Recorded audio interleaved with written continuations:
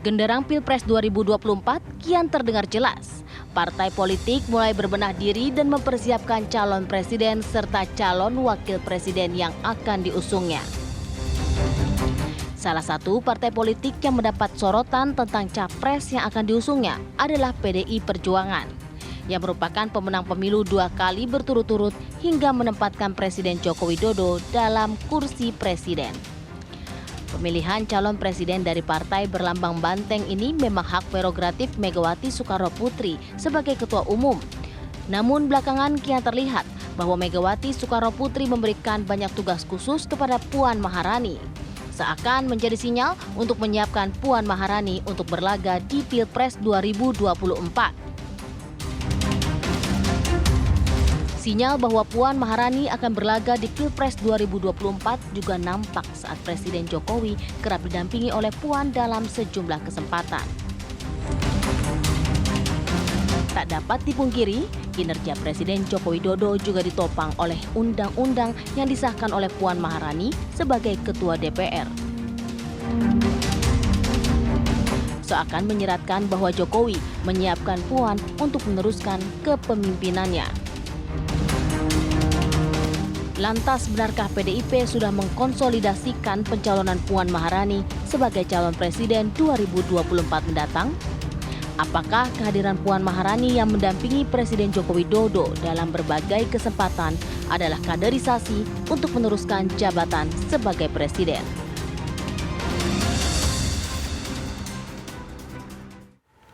Ya, kembali lagi kita akan membaca mengenai momen kedekatan antara Presiden Jokowi dengan Puan Maharani bahwa berkali-kali dua tokoh tersebut terlihat bersama, mengingat bahwa kajiannya saat ini adalah kemungkinan untuk Pilpres 2024.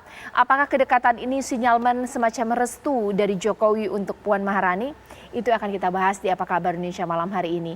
Di studio TV One sudah hadir bersama saya Mas Deddy Kurnia yang merupakan Direktur Eksekutif Indonesia Political Opinion, Dr. Deddy Kurnia. Selamat malam. Halo, selamat malam. Assalamualaikum warahmatullahi wabarakatuh. Dan saya juga sudah bersama dengan Bang Hensat Henry Satrio, pengamat politik kita. Selamat malam. Selamat malam, Mbak. Kita juga punya narasumber nih lewat sambungan Zoom, Dr. Effendi Simbolon, mewakili PDIP di sini. Bang Effendi Simbolon, Pak Dokter, selamat malam. Selamat malam, dokter Merdeka. Oke, Hebat, dokter Caca. semua Bisa ya, ngumpulin dokter. saya belum. Oke, mungkin saya ke Bang Effendi Simbolon pastinya ya. Saya ingin tahu ini sebenarnya suara-suara dari PDIP ini seperti apa. Mengingat bahwa momen kebersamaan Mbak Puan dengan Pak Jokowi ini kan bukan hanya sekali, sering kali. Tapi apakah ini menandakan bahwa semacam restu dari Pak Jokowi kepada Mbak Puan atau seperti apa, Bang Effendi? Ya kalau restu ya itu nanti kita dengar langsung dari Pak Jokowi ya. Tapi bahwa secara fungsional mereka memang akan terus berdampingan dalam fungsi pengawasan untuk mengawasi kinerja jalannya pemerintahan ya.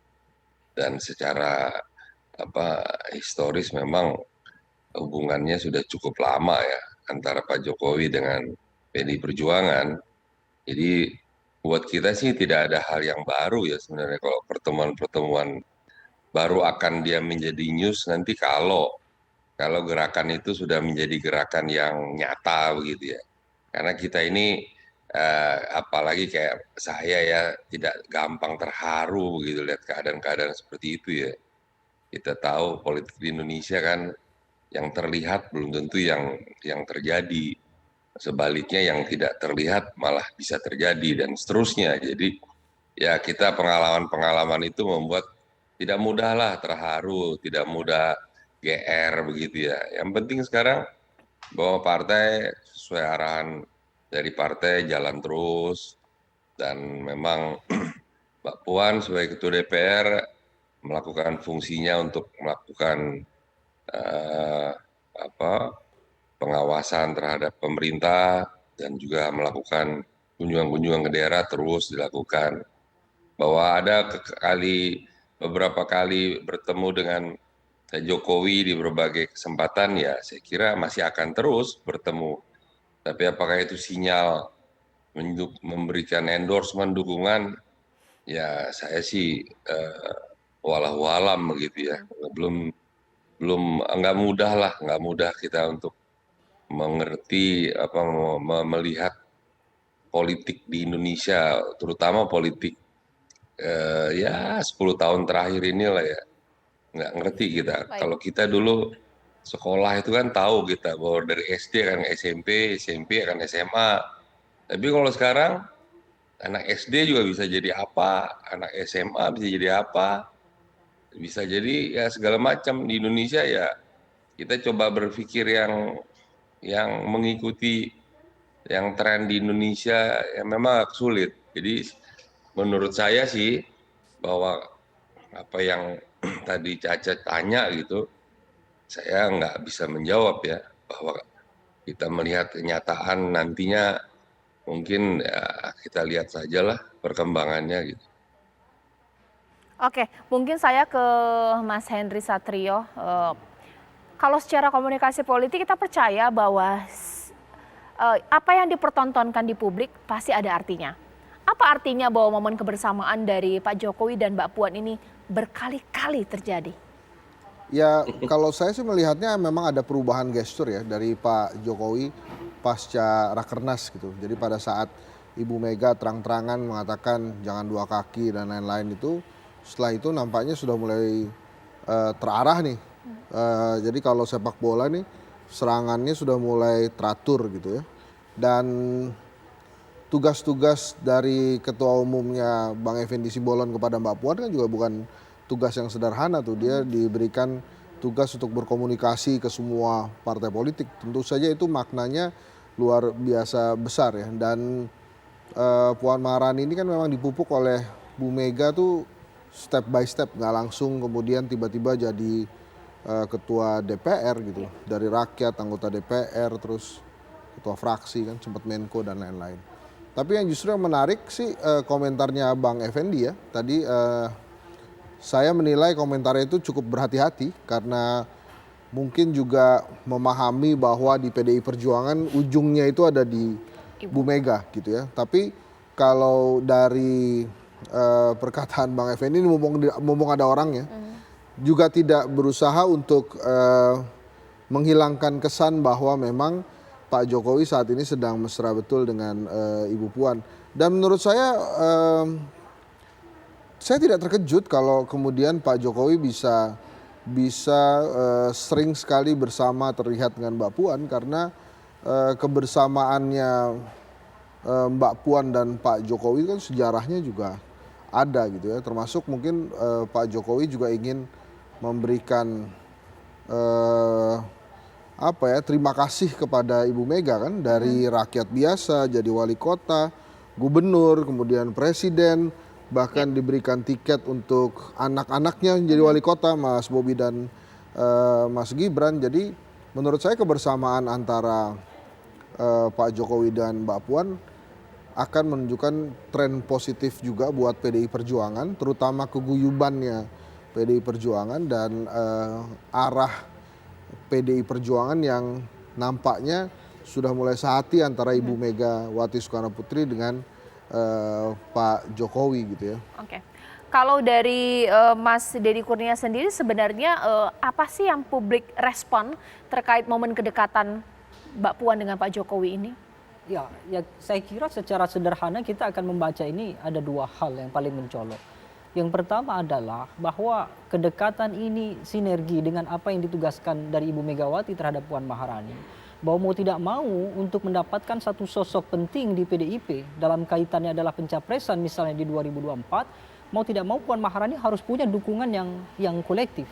Nah, munculnya kedekatan ini sebagai bentuk kolektivitas itu. Bahwa mau tidak mau harus diakui bahwa kader PDIP dari tingkatan paling elit sampai mungkin tingkatan yang di daerah semuanya akan mengacu pada satu konsep utama itu tadi, yaitu menopang Puan Maharani.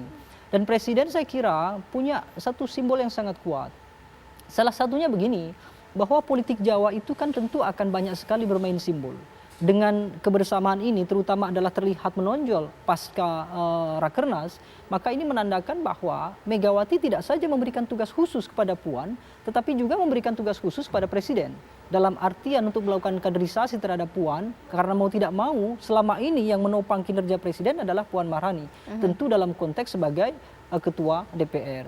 Sementara yang kedua, ini sebagai sinyal dari tingkatan paling atas, terutama adalah dari Ibu Megawati terhadap kader-kader yang berada di bawah, yang mungkin dalam konteks kemarin sebelum Rakernas kemudian sampai pasca Rakernas, dianggap banyak kader-kader yang melakukan manuver atau ada semacam keraguan siapa yang kira-kira akan ditonjolkan oleh Megawati untuk mendapatkan legitimasi keterusungan itu.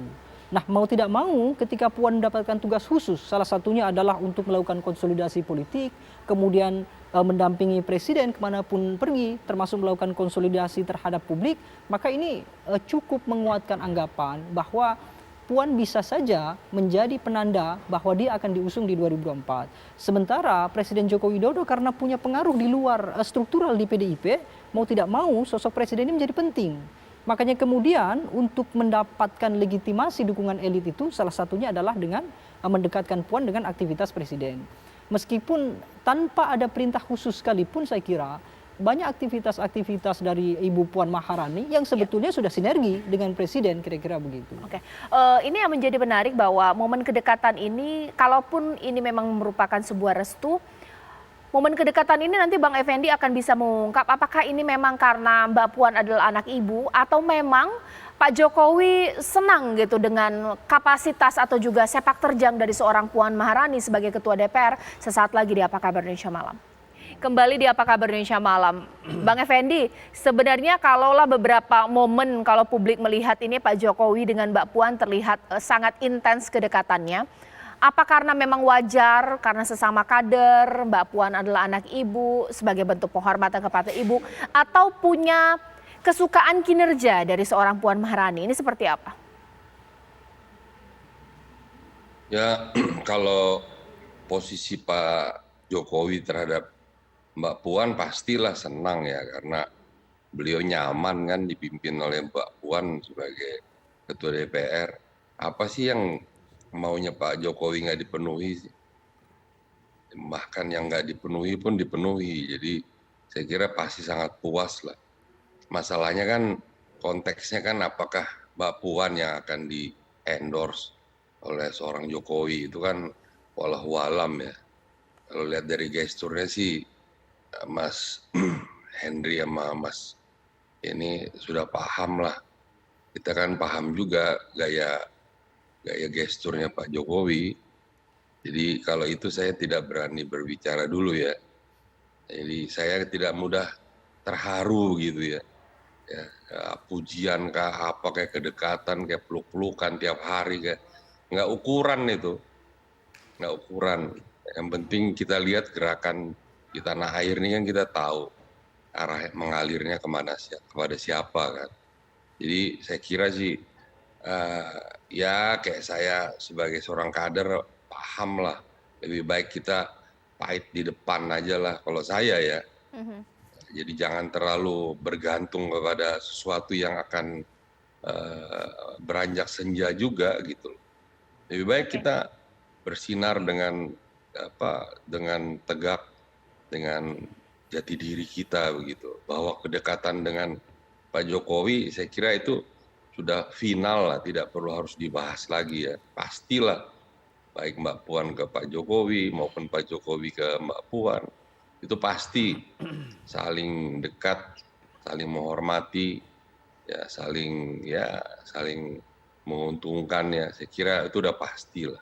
Tapi persoalannya apakah ke depan ini menjadi calon yang diusung juga oleh Pak Jokowi kan? Itu saya kira ya wallahu alam lah. Itu yang bisa saya sampaikan.